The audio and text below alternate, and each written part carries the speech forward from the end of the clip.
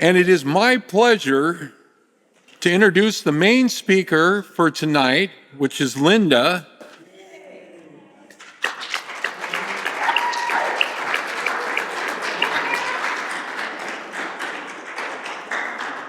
My name is Linda D, and I'm an alcoholic. Hi, guys. A little nervous here. I usually speak at women's meetings. I like to share my truth with them, and I like to bring all the women together. I own sober living homes, and so this is a little bit different for me. I'm just honored to be here amongst all of you tonight. So thank you for that. My sobriety date is March 22nd, 1999.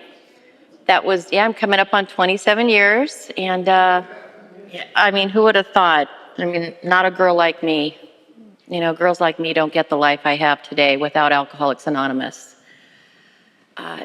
My first sobriety date was not in March. It was in January. I strolled into Alcoholics Anonymous, and I still had other options, I thought. And I didn't stay sober. And it wasn't until I started getting into this process that my perception really changed. And all those options of drinking were removed from me. So I'll start with my first drinking experience. I was probably 6 years old. My dad and I used to drink together, and I know that sounds weird, but he had this little beer mug that he brought. I think it was from like A&W root beer back in the day. And we would sit at his bar at our home, and he would pour me a little bit of beer in that beer mug. And we just had, you know, we'd sit there, and he'd like treat me like a grown-up. I'm all of 6. And we'd have conversations. And for me, that was a bonding time. That was my dad and Linda's bonding time. So we would share, and I'd drink a little sip of beer here and there. And I don't remember it producing any kind of effect in me other than producing a bonding time with my dad. You know, that was something special. We used to hang out together. I was a daddy's girl through and through. I loved my dad very much. We hung out all the time together. And he liked to drink, and so did my mother. They were, you know, I grew up in the 60s. My parents partied all the time in the house. And so I associated alcohol with having a really good time.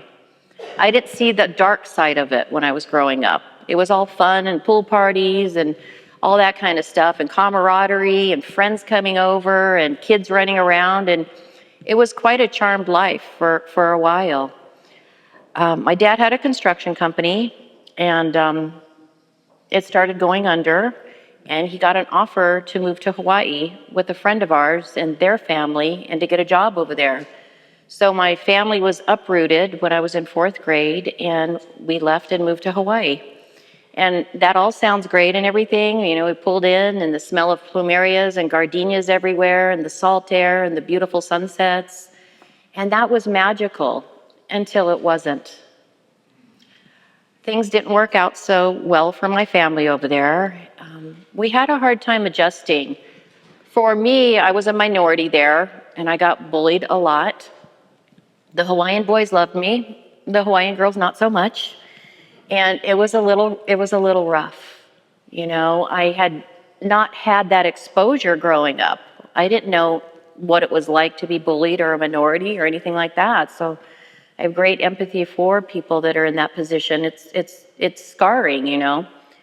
So we moved to Hawaii. We started our life there, and when I was 12, and it's weird because it seems like everything happens at 12.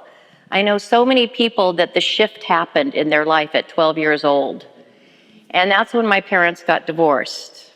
And my father left and married a woman with 5 kids and moved into the house that we were supposed to move into. So there was a great deal of abandonment there. You know, I felt like I lost him. My brother, he was in his own addiction, and my mother was off doing her thing, you know, creating a life for herself. So I was pretty much left to my own devices at 12 years old. And I had to grow up really fast. I started making decisions that a 12, 13-year-old girl shouldn't have to make. I had put myself in harm's way with the people I was hanging out with. And I had a crime happen against me by a bunch of people.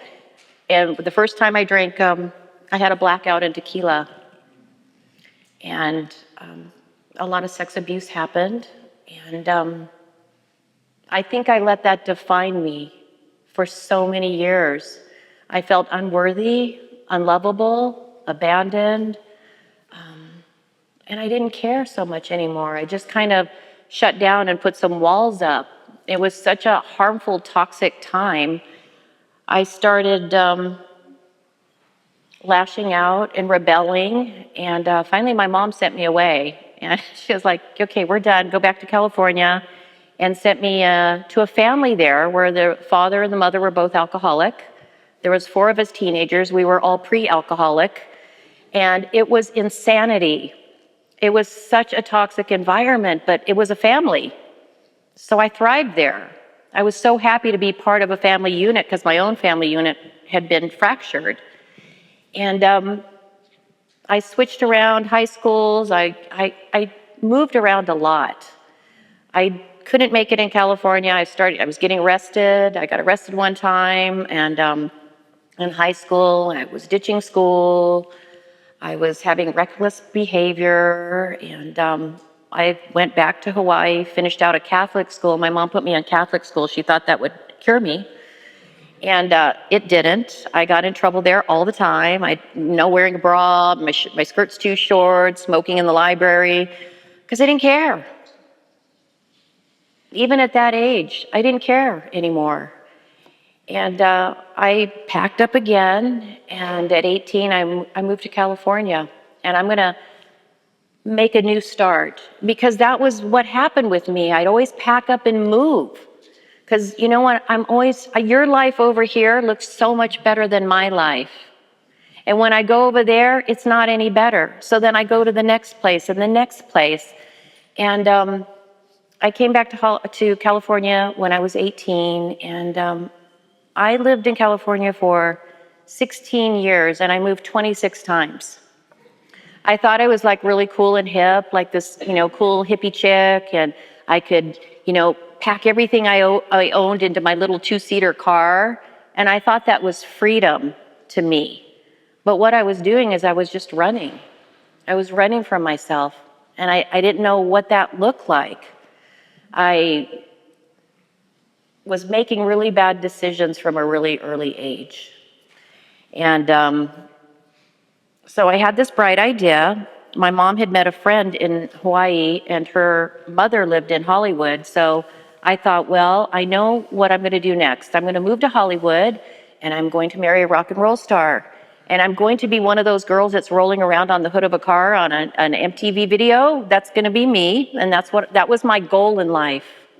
Not education, not getting sober, not building family relationships, not getting, goals at work or anything like that. This is my goal. I was brought up to believe that you marry somebody wealthy and they'll take care of you. Just look cute.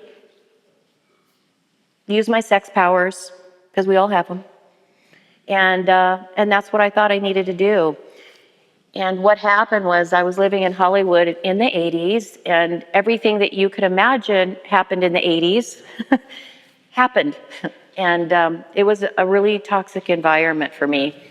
I moved in with a madam for a while, and she just wrote a book, and it just got released. And I was like looking through the book, am I in there? But I never worked for her, because there was some little moral compass that I was leading by. And I hadn't crossed that line yet. I thought, but upon reflection after doing my inventories, I sold myself over and over again for a drug or a drink. Other substances are a big part of my story. I started backtracking a little bit when I started putting those things in my system at 12 years old. I had no boundaries there either.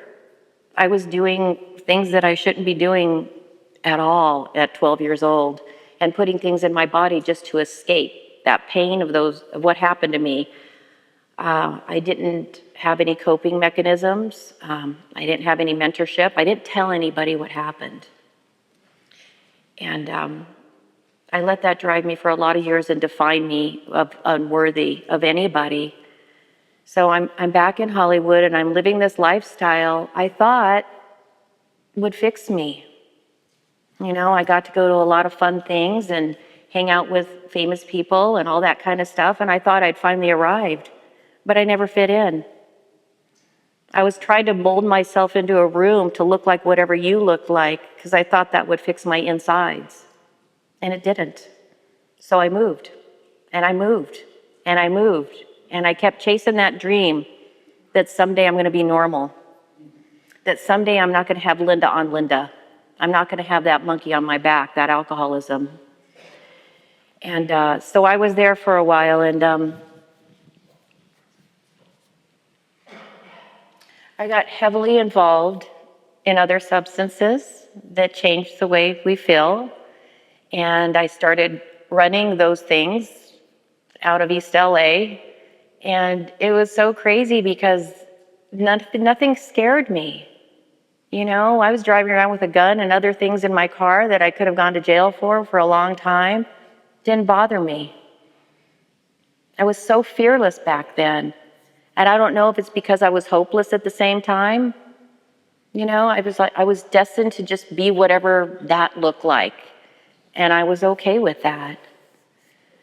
And I'm lucky I didn't get caught, but you know what? After years and years of running and gunning, I got worn down. I had been burning all my bridges everywhere that I went. I had this little beat up phone book, and nobody would call me. No one would call me back. No one wanted to talk to me. My family put a border up with me, the boundary. They didn't know what to do with me. My boyfriends didn't know what to do with me. My friends didn't know what to do with me. You know, I kind of kept my alcoholism at bay for just a little bit when I was getting ready to leave Hollywood. I worked for a production company and I was doing really well for a while. I married a normal person, and I feel so bad for him for this day because I really corrupted him. You know, I took him down a road that he'd never been down before. But I was doing really well for a while, and I thought, you know, with the nice car and the apartment and the great job that I could beat my alcoholism. But once again, it proved that I couldn't do that. That alcohol was too strong. It was so crazy because I kept trying to chase that freedom in a bottle. And all it did was bring me in more bondage over and over and over again. And I'm stuck in this vicious loop.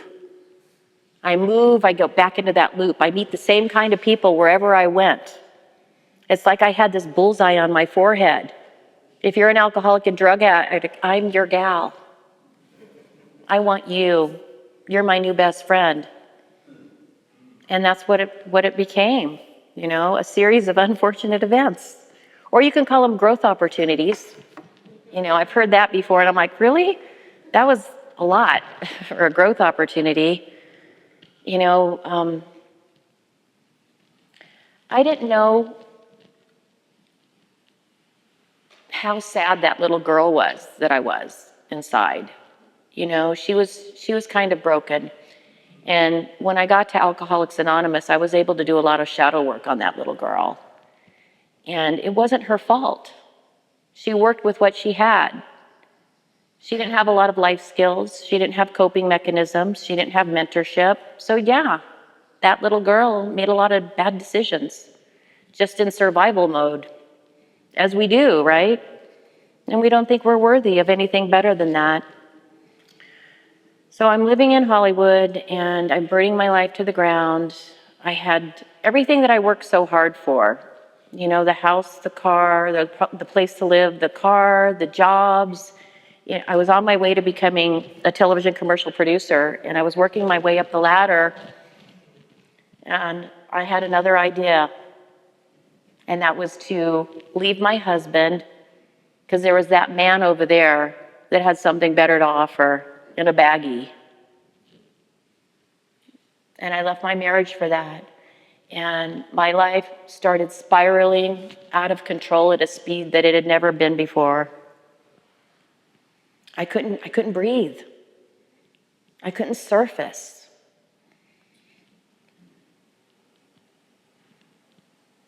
So I had another bright idea, and I thought I'd move again. I left Hollywood. I moved to Las Vegas. My mom said I could come back and live with her for a minute as long as I behaved. I proceeded to wreck her house, got in another abusive relationship because that's what I did. If you were a bad person, again, you're my guy. I was in a series of abusive relationships because I didn't have any self-worth. So I came to Las Vegas to get sober, like people do. And it's like, you came to Vegas to get sober? Not really. I just came to Vegas because I didn't have any other options. I don't want to get sober. I like drinking. I like the initial effect that alcohol produces in me. But after the third drink, I'm already out. I'm there. I'm already to a place that I swore I'd never go to again. When I pick up a drink, I can't stop. And I keep drinking until I black out, unless I have other things to keep me up. And after a runner, I come to, and I'm so filled with guilt and shame and remorse that I got to drink some more, because I got to cover up that stuff. I'm just going to keep packing and layering and all the trauma, the grief, the shame, the guilt, that soul sickness that we talk about.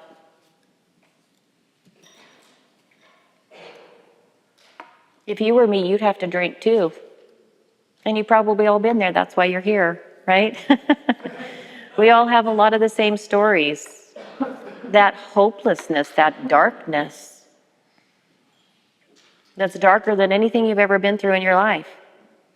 And look, we're all here tonight. We're pretty badass, don't you think? We walked through a lot of fire to get here. So I get to Las Vegas, and I thought, I'll get a bartending job. That would be perfect for me. I drink, I can make money, and I can have that kind of lifestyle that I like. I like a good dark bar. I like a bar on Boulder Highway. My head tells me that I'm a Bellagio drinker, a girl that hangs out at the pool in the Bellagio, but that's not true. I'm at the bar in Boulder Highway with a couple pennies on me, putting it in a slot machine, trying to get a beer or whatever. And my new best friend is right down there on the bar. That's my new best friend. And I made a lot of friends because there's a lot of people that were like me. So my drinking is spiraling and spiraling. And I get to the point where I can't stand myself anymore. I can't look in the mirror, so I don't. I don't look because it's too hard. I don't know what happened to that girl. I had all this stuff going on for me, and all the hard work that I did, that I gave everything up just for alcohol. So I got into another relationship, and this guy said to me, he goes, "You need to go to AA." And I'm like, "No, you need to go to AA. Look at you. Look at your life." Because I don't know anything about self-responsibility. I don't know how to be accountable for my actions. Nothing's my fault. I'm going back to when I was 12, 13 years old and that rape happened.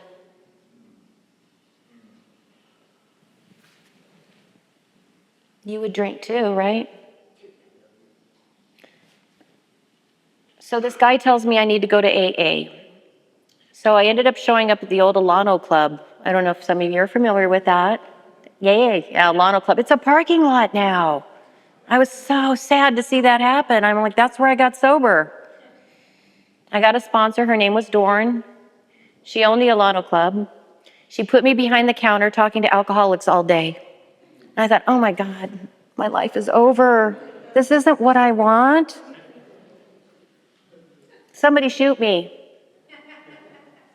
But I didn't want to go back. I was so afraid of misstepping and going back to that dark bar on Boulder Highway. So I did what she asked me to do. I worked behind the counter at the Alano Club for $5 an hour. I cleaned houses.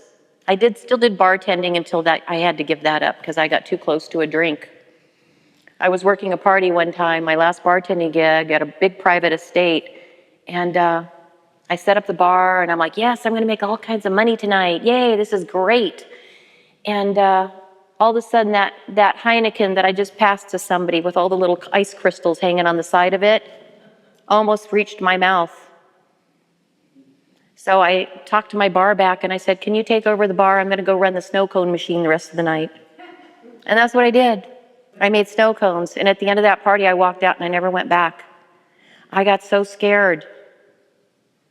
Because while I didn't understand what all this AA stuff was about, and the big book looked like a big algebra book to me, it was so foreign, I didn't understand it, I knew that what I was leaving behind was far worse than what you guys were asking me to do here. So I got Dorn as a sponsor for a while, and I just started going to meetings. I went to meetings. I started on my steps. You know, she talked a lot about what does acceptance look like. Can you now accept that you are an alcoholic and that you're powerless over alcohol and that your life is a shit show? I'm like, well, is it kind of? I still had some reservations because I'm going to manipulate this alcoholism thing as much as I can because I don't want to admit it. If I tell you I'm an alcoholic, then I really got to be committed to changing that behavior. And I was still on the fence, even though I have this whole mountains of evidence that prove I can't drink.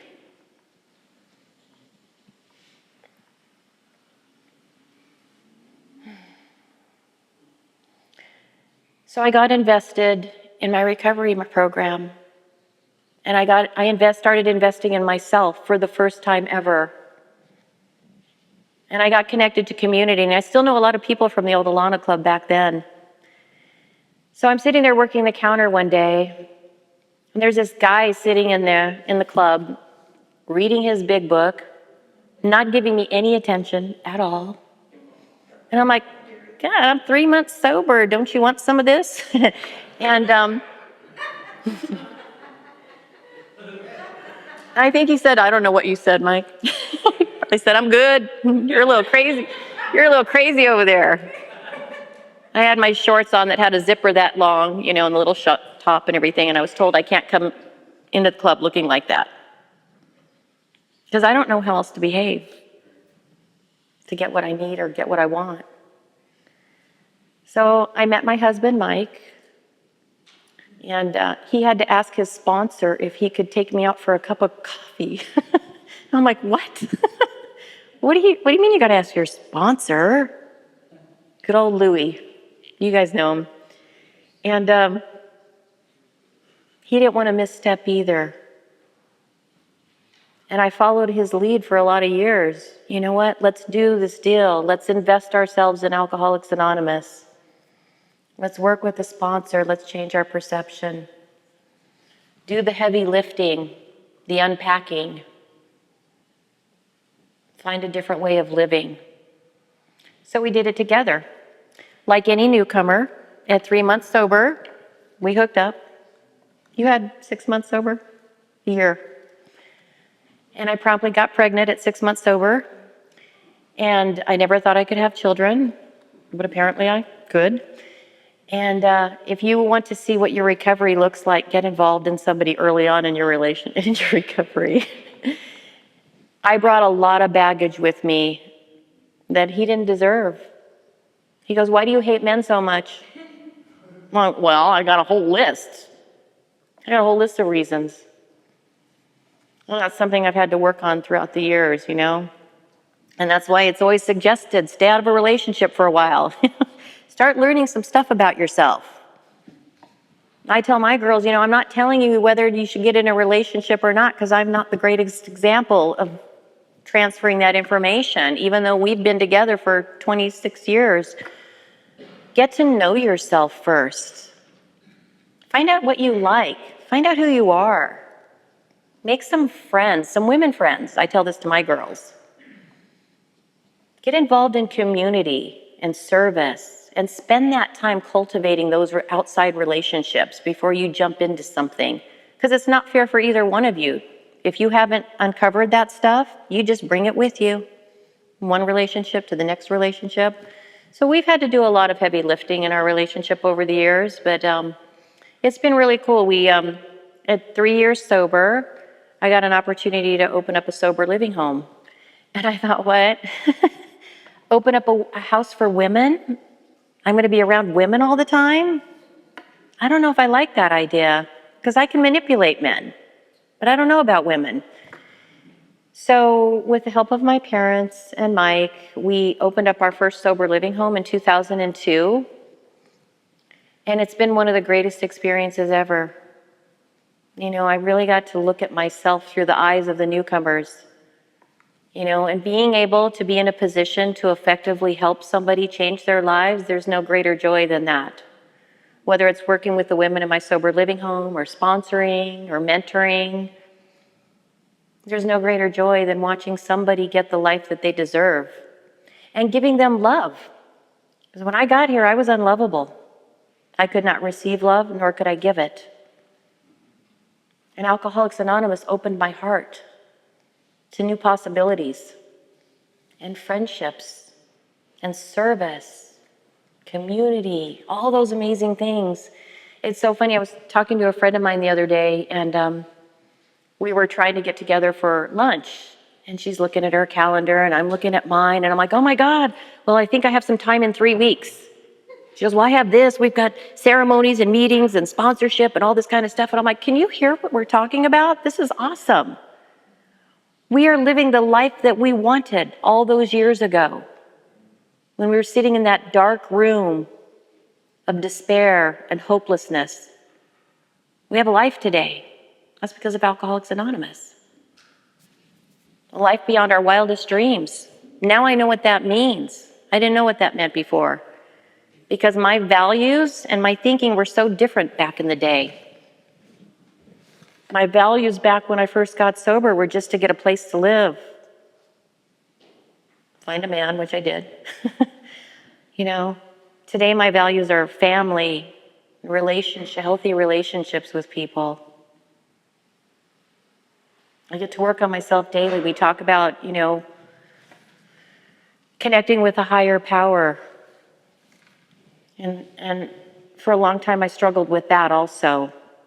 I'm from an Italian Catholic family, and, you know, repent or go to hell kind of upbringing.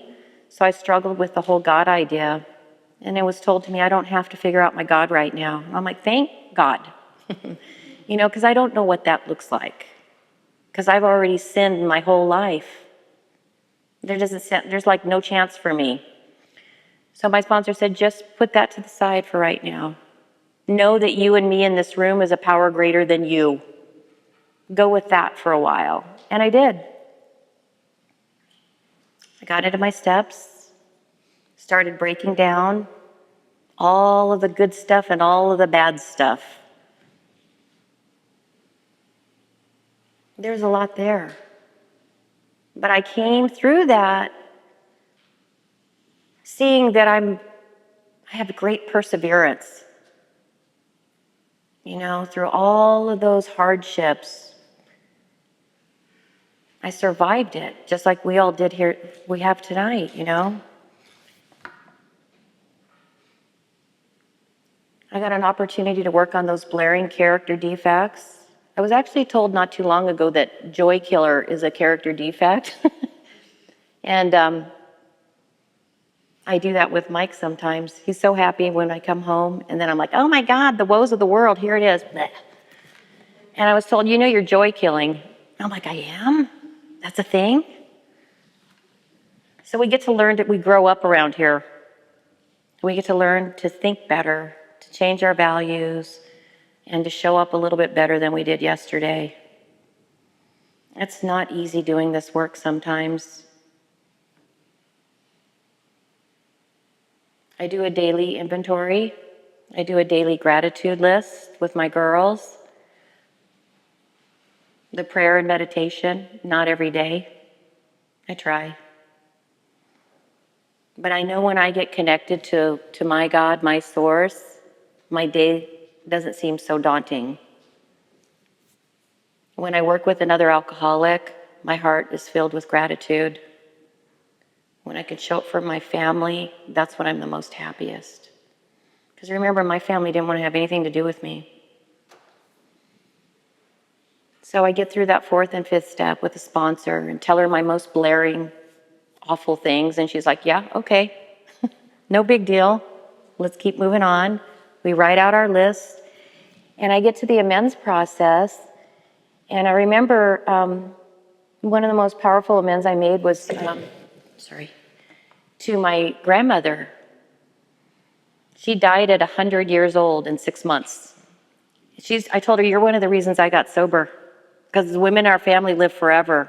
And I don't want to be doing my gig, dancing on bar stools when I'm 100. It's not attractive. And she thought that was cute. And I was able to make that amends to her. And I'm sorry I wasn't a good granddaughter. I'm sorry I didn't show up for you. I'm sorry I wasn't here for you. And she said to me, she goes, I thought you didn't like me. I was like, oh, geez. No, it had nothing to do with you. I'm an alcoholic. And I suffer, and I didn't want you to see me suffering. It was quite the most powerful amends I've ever made. There is so much freedom in acknowledging your truth and making proper amends and walking through all of that stuff. There's so much growth there. Sorry.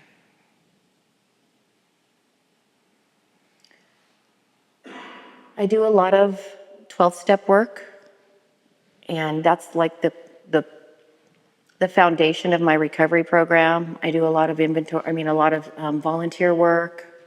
I get my girls involved in community with my sober living, which has been one of the greatest gifts in meeting people like you, Jennifer, that have come into my life. And giving back into the community that I took from for so many years. You know, I stole from everyone and everywhere. So it's really a great honor that you get an opportunity to give back in areas that you took from. I know I have a lot of time left. I thought I'd have more to say. Let's fast forward. So I have a sponsor, if I didn't mention that already. Her name is Deborah P. She knows she's my sponsor. Oh, by the way, did I welcome to the newcomers? I'm so selfish and self-centered. Welcome to the newcomers here. I hope that you get dialed in quickly before those cravings set in, before that monster starts preying on you again. Get connected, because you too can get sober and stay sober and have the life that you deserve. So I have a sponsor that I do my inventories with, that I call when I'm on fire. I don't always like what she says. And that's okay. Because I need somebody to change my perception. Because my thinking has gotten me in a lot of trouble over the years in sobriety. It's okay. This is not a perfect program. And I am far from perfect. And that's okay too. I have girls that I sponsor, take through the steps. And it's amazing too, because we have ChatGPT now. GPT, do you guys use that? Oh my God, it's amazing. We break down everything. And it's so much fun watching these women start to blossom. I know their pain and suffering, because I too was that girl. You know, they say one alcoholic helping another alcoholic with that lived experience. There's nothing more important than that. That's valuable. It's crazy because some of the treatment centers here in town too, they're looking for people with lived experiences instead of book experiences or college, because they see the power behind our stories and how effective one alcoholic can be with another alcoholic. So I'm really honored that I get to be a part of all of that. I get my girls involved in volunteering and try to show up where we can, where I can, and where we all can, and give back to the community. You know, it's still not always easy. I still have a head that tells me I'm not worthy. I still have a head that tells me you're not smart enough, you're not pretty enough, you're just not enough. And it's a struggle. So I have to work on doing esteemable things, and that's why I give back in the community. I'm lucky that I have a husband who supports me and goes through all the craziness. I've also got ADHD, so that's a whole nother story right there. It looks a lot like alcoholism, untreated. I do a lot of spiritual work outside of AA.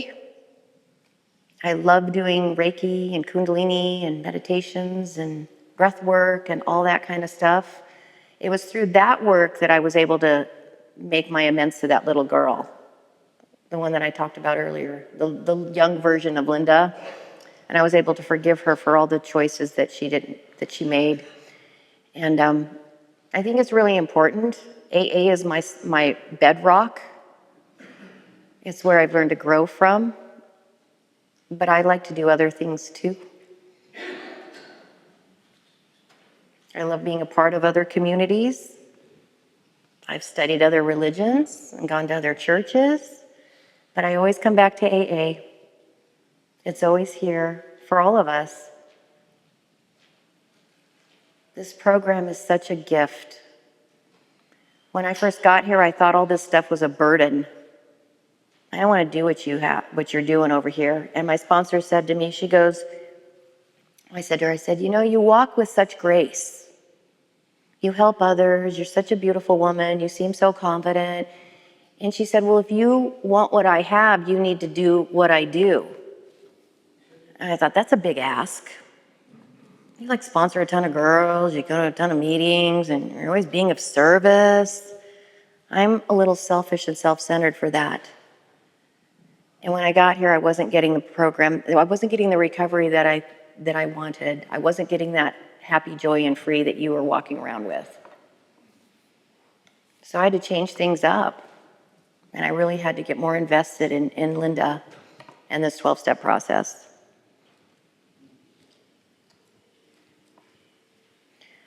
I'm happy to be here tonight. Thanks for letting me share your story. I know I've got a little bit of time left. And thank you, Jennifer, for coming tonight. I've got a lot of solid people around me right now. And like you were saying, I got to change my people, places, and things. So when I got here to Alcoholics Anonymous, I got rid of everybody.